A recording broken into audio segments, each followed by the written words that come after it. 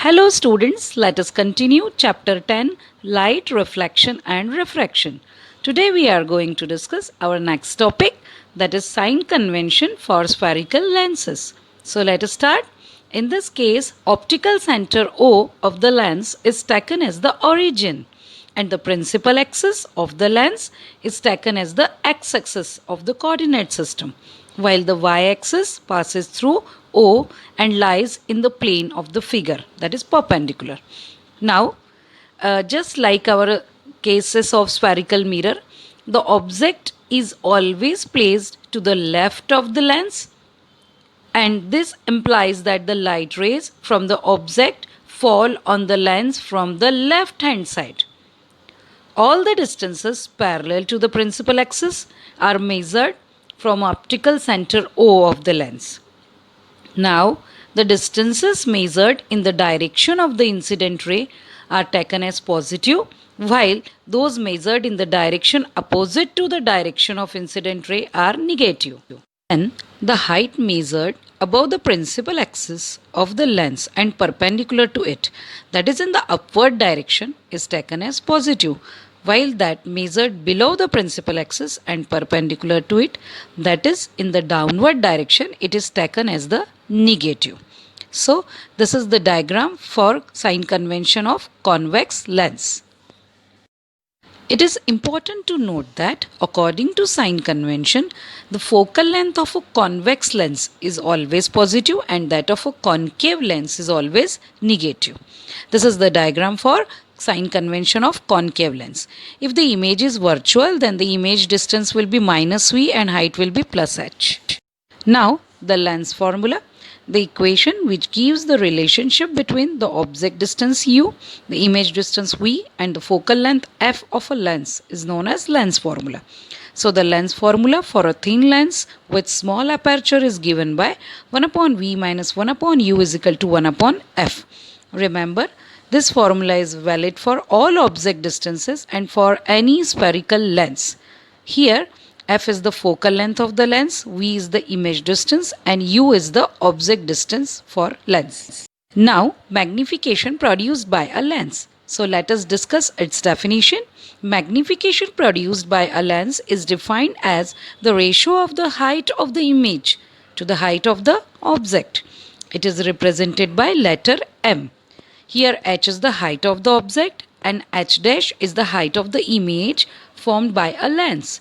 Then the magnification produced by the lens is given by m is equal to height of the image upon height of the object, which is equal to h dash upon h. Here, magnification produced by a lens is also related to the object distance u and image distance v, and this relationship is given by magnification m is equal to h dash upon h, or we can say v upon u. Let us discuss some textual examples. Example number 10.3. A concave lens has focal length of 15 cm. At what distance should the object from the lens be placed so that it forms an image at 10 cm from the lens? And also find the magnification produced by the lens. So let us start the solution. Here we know that a concave lens always produces virtual erect image and on the same side of the object. According to sign convention, we know that object should be on the negative side. And here the image is also formed on the same side of the object. That means image will also be negative. So what we have given, image distance v will be equal to minus 10 cm. Again focal length will be minus 15 as it is on the same side. And we have to find out the object distance, that is u. So let us start. Here 1 upon v minus 1 upon u is equal to 1 upon f, our lens formula. We can rewrite the lens formula like 1 upon u is equal to 1 upon v minus 1 upon f. And on putting the values of v and f, we'll get 1 upon u is equal to 1 upon minus 10 minus of 1 upon minus 15. And on solving, minus 1 upon 10 and minus into minus 15 will be plus 15. So we can write minus 1 upon 10 plus 1 upon 15. On taking LCM, we'll have the value 1 upon u is equal to minus 3 plus 2 upon 30, which is equal to 1 upon minus 30. Therefore, u is equal to minus 30 centimeter. So, that means the object distance is 30 centimeter. It is on the negative side according to sign convention. Now, magnification, we have to find out m is equal to v upon u, that is minus 10 centimeter upon minus 30 centimeter. On solving this, we'll get 1 upon 3, or we can say 0.33. So the positive sign shows that the image is erect and virtual, and the image is 1/3 of the size of the object. Now, next example, 10.4. A 2.0 centimeter tall object is placed perpendicular to the principal axis of a convex lens of focal length 10 centimeter. The distance of the object from the lens is 15 centimeter. Then find the nature, position and size of the image. Also find its magnification. So let us start the solution. What we have given here, height of the object is given, that is h is equal to plus 2 centimeter. Why it is plus? As it is above, it is perpendicular on the upper side, upward side of the principal axis. Then the focal length is given plus 10 centimeter. Why it is plus? We know that in case of convex lens, all the images are formed on the other side of the object, on the other side of the lens. And then object distance u is given, that is minus 15 centimeter. Why it is minus 15? As according to sign convention, all the objects should be placed on negative side of the coordinate system. We have to find out the distance, object image distance v, and height of the image, that is h dash. So let us start the solution. We know that the lens formula is 1 upon v minus 1 upon u is equal to 1 upon f, or we can rewrite the formula as 1 upon v is equal to 1 upon u plus 1 upon f. As we have to find out the value of image distance v. Now on putting the values of u and f in the equation, we'll get 1 upon v is equal to 1 upon minus 15, that is u, plus 1 upon 10, that is focal length. And on solving this, we'll get minus 1 upon 15 plus 1 upon 10. Take the LCM. On taking LCM, we will have 1 upon v is equal to minus 2 plus 3 divided by 30, that is 1 upon 30. So we can say the image distance v is plus 30 centimeter. The positive sign of v shows that the image is formed at a distance of 30 centimeter on the other side of the optical center, and hence the image is real and inverted. Now the magnification, we know that magnification m is equal to h dash upon h, which is equal to v upon u. So we have to find out h dash only.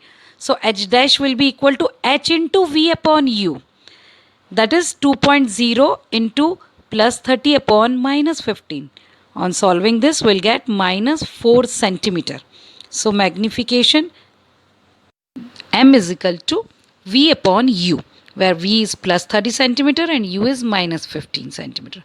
On putting the values, we'll get minus 2. So the negative signs of m and h dash show that the image is inverted and real. It is formed below the principal axis. Thus a real inverted image 4 centimeter tall is formed at a distance of 30 centimeter on the other side of the lens, and the image is 2 times enlarged.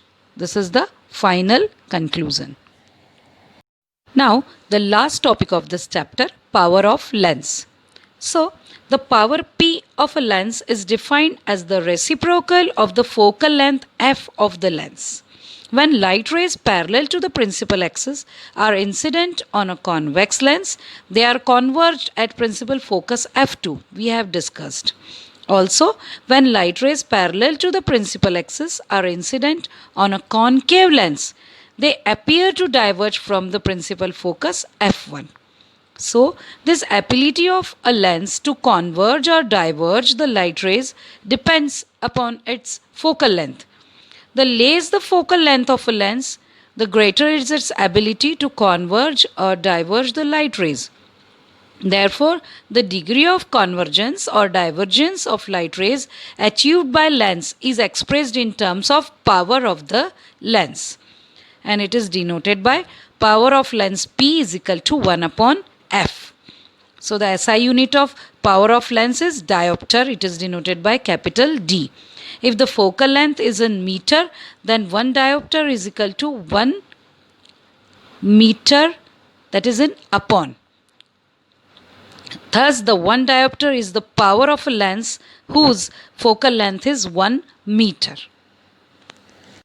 As per new Cartesian sign convention, the power of convex lens is positive because its focal length is positive, and that of concave lens is negative because its focal length is negative.